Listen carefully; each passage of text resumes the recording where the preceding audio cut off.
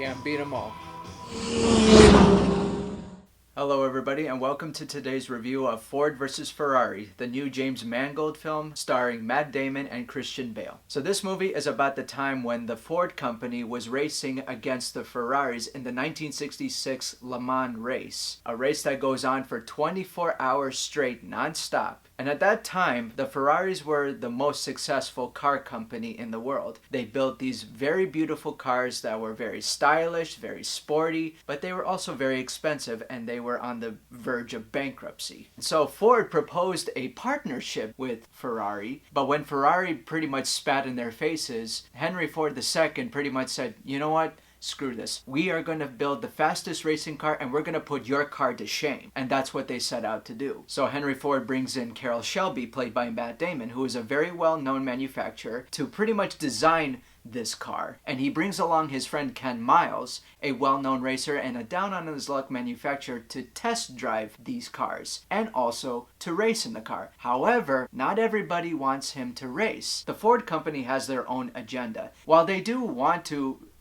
beat Ferrari at the race, they also want to sell a car. That also means they have to market the car to sell the image of the car. And they didn't want a man like Ken Miles being the poster boy of their new car. Everybody has their own idea of how this car should be run, how it should be presented to the world, who gets to drive it. This film could have easily been named Ford versus Ford, because this movie becomes a story about a company at war with itself. When a team should be fighting against another team, they're actually fighting amongst themselves. I thought it was a pretty interesting spin on a racing movie. Like, it's not about the hero versus the villain, it's the heroes versus each other. So this movie brings out a lot of questions of what is the meaning of teamwork.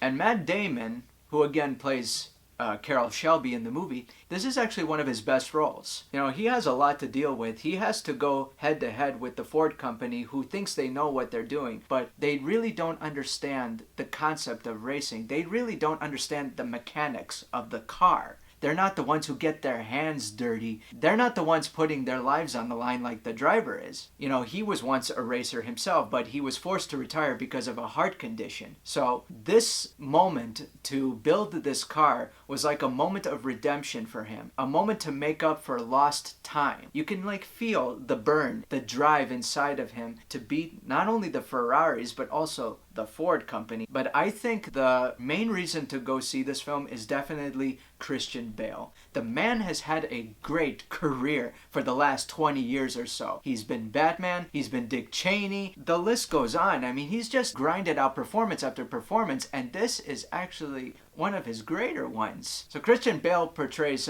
Ken Miles, the test driver and the one who gets to race the Ford GT40. And unlike so many of his previous roles, which required him to either lose or gain a tremendous amount of weight, just go through this physical transformation, we see Christian Bale kind of toning it down a bit. He's more natural in this movie. He's speaking in his natural British accent, which is kind of new. I haven't seen that in 5 years. And he performs the role with such grandeur that it almost feels effortless. Like, he is the character. This character was tailor-made for him. Last year he played Dick Cheney in Vice, and that character, while he did perform it very well, it felt more like a caricature. This one feels more human. He plays this guy who is knowledgeable about cars, he's very passionate, but he's also very difficult to work with.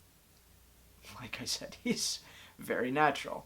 The film also does a really good job at highlighting the friendship between Matt Damon and Christian Bale. Carroll Shelby was very good with words, but Ken Miles knew how to drive the car. These two were counterparts. I mean, they were a team. One couldn't function without the other. They were very close and very supportive of one another, even though there are times when they just wanted to beat the crap out of each other. You could still feel the love between these two, and it was brought out very well by these two actors. Now, the qualms that I felt with this film are just a little nitpicky. The production design and the camera work, unless you looked at the cars, you wouldn't have been able to tell that this movie took place in the 60s. So yeah, it wasn't a really showy movie. When it comes to the racing scenes, however, it was superb. Also, the ending. I'm not going to tell, it's very hard to talk about the ending because I mean, it's a biopic, so you can easily look up on Wikipedia what happens. I mean, this event actually took place. It's history.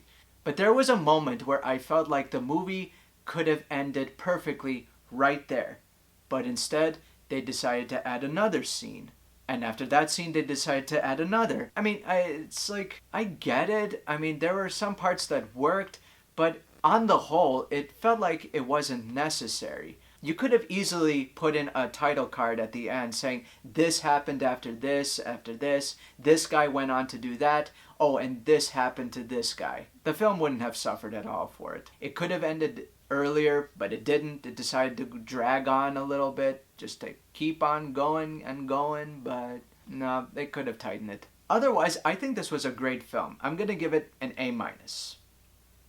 Once again, thank you for watching my video, ladies and gentlemen. I hope to see you again soon.